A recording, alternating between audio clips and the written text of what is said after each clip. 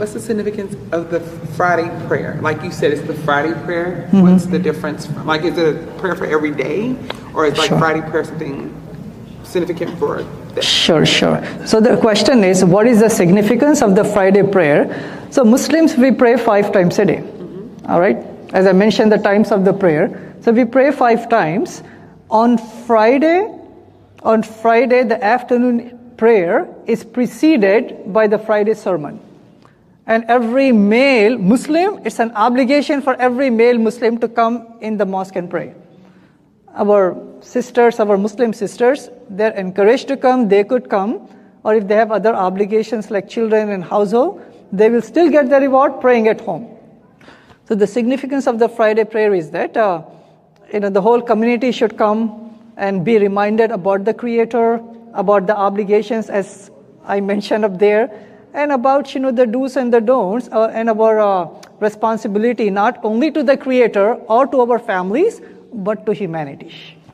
Yeah.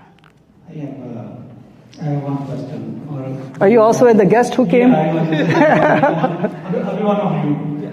Okay. So our Christian brothers and sisters, they have this belief that Jesus was born without the Father.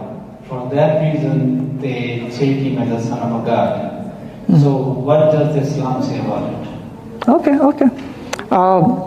So Brother Akram, right? So he's also from Chicago. He came with me. So he's asking a question on your behalf, all right? So his question is, some of our Christian friends, our colleagues, they may take Jesus to be a son of God because the rationale is that Jesus did not have a father. He was born of Virgin Mary. So that makes Jesus as the Son of God and Father, and God as the Father of Jesus, correct? So what is the Muslim reply or response to it? So first and foremost, we take Jesus to be as a prophet. So there is a passage in the Quran, chapter 5, verse number 75.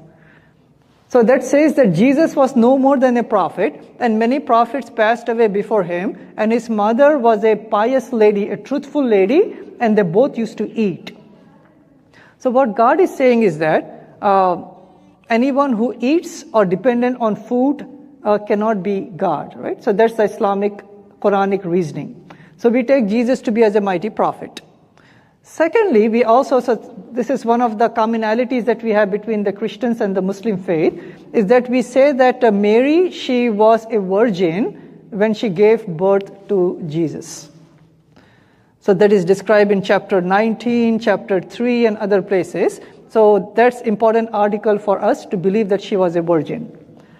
So the story goes like this. So she was really afraid that if she brings the baby out to her people, they may start to accuse her. That, how can you do something, fornication and adultery and, immorality, but she didn't have a choice. She brought the baby to her people.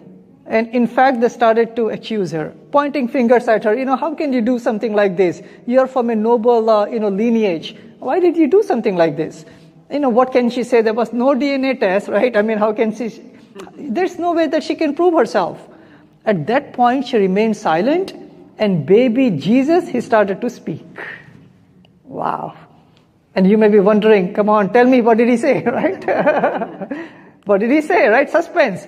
So it says in the Quran, chapter 19, verse number 30 and onwards, baby Jesus, barely a day or 2 days of old, he started to speak and he said, just imagine, all the people are watching up there. Mother, what can she do? She cannot defend herself, right? God is watching. Now here is baby Jesus in the cradle. He started to speak and he said, I'm just giving the translation here. So Jesus, he said that I am a servant of God. God made me a prophet. God gave me a book. And God gave me to be good to my mother and to pray and to give charity. And then it continues. So that's the very first miracle of Jesus in the Quran. So when they say, coming to the question, I just want to bring some context to it. So coming to the question that some of our Christian brothers and sisters, what they say is that Jesus did not have a father, so obviously God has to be Jesus' father. So there is a reply that God has given to this question in the Quran, chapter 3, verse number 59. All right, to be exact, verse number 59. So God is saying regarding Jesus that the likeness of Jesus in the eyes of God is similar to the likeness of Adam. He made him from dust, and say be means God commanded and he was created. So the Islamic response, or God's response, is that if God can create the whole universe from scratch, and God created Adam without parents, without father, without mother, it's easy for God to create a child, a baby, baby Jesus in the womb of Mary from scratch, without any father. So if we take God to be as the father of Jesus, then God is the father of Adam and the whole universe then, for that matter. So what we say is that God is the creator of Jesus. God is the creator of all of humanity, all the prophets, the whole creation.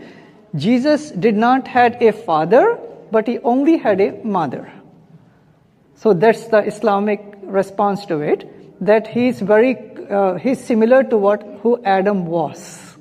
No parents to Adam and one parent to Jesus.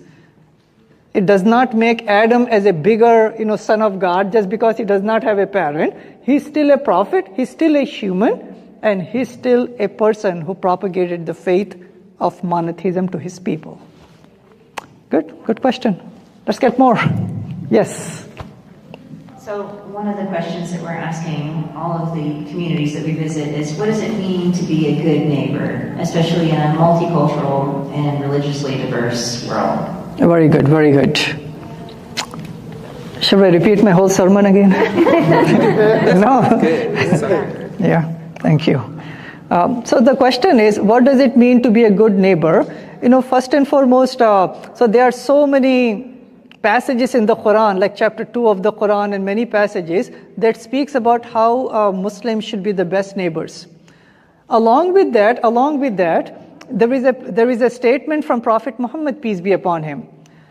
So he said that you're not a full believer if you eat your full and your neighbors are hungry.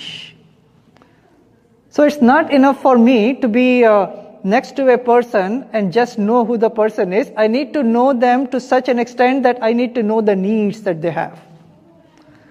So what does it mean to be a good neighbor? That's one statement. Second statement is, Prophet Muhammad, peace be upon him, he encouraged Muslims to give gifts to the neighbors.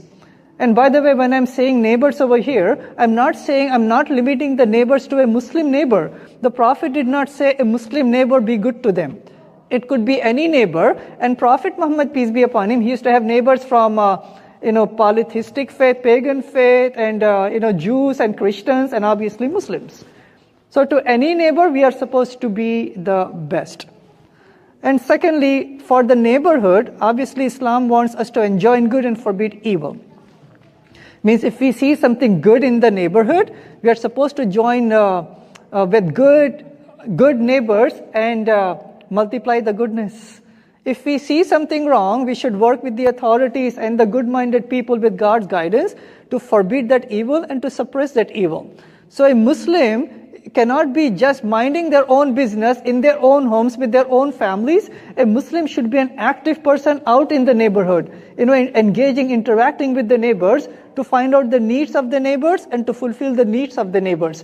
That's the minimum a Muslim can do. And a neighbor in Islam is not only a person to the right or left. A neighbor is like, the whole neighborhood. In fact, the whole humanity becomes a neighborhood for a Muslim.